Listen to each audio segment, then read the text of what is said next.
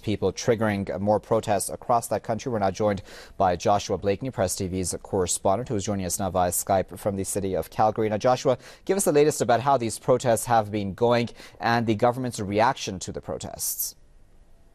Yes, today is IdleNoMore's day of action.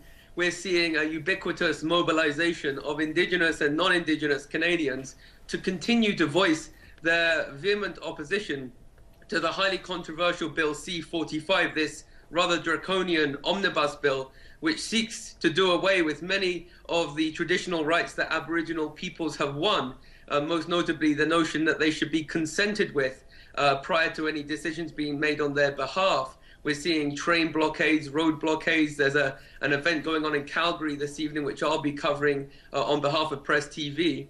And so we're seeing that despite efforts by the Prime Minister and the media to placate and to kind of sow divisiveness amongst the protesters, that the protest movement is indeed indefatigably soldiering on.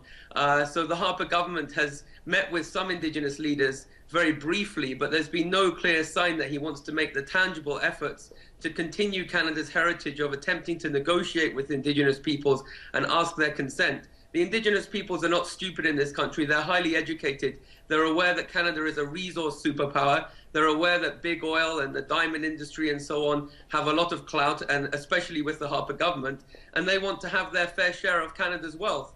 Many are now beginning to compare the IdleNoMore movement to the civil rights movement in the United States or the anti-apartheid movement. And it's quite revealing that, quite astounding that, that Canada, that was once loved in the world and once looked up to by many nations, now has a global protest effectively against the Harper regime.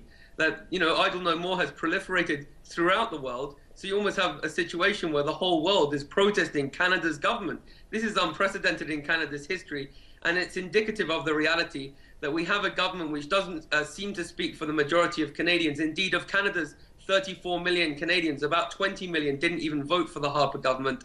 It's proven that the Harper government got into power through fraudulent means.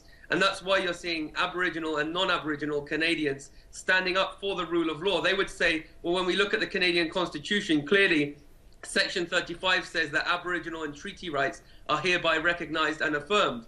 And that would imply that any bills which are inconsistent with that are unlawful. So the Indigenous protesters and their supporters are being characterized as kind of renegade criminals by the Zionist-influenced media in this country. But they would argue that, in fact, the Harper government's legislation is inconsistent with the supreme law of Canada, and thus they are the ones who are upholding the law when faced with lawless, reprobate politicians. All right, Joshua, thanks a lot for that. That was Joshua Blakeney, Press TV's correspondent, speaking to us live via Skype from Calgary.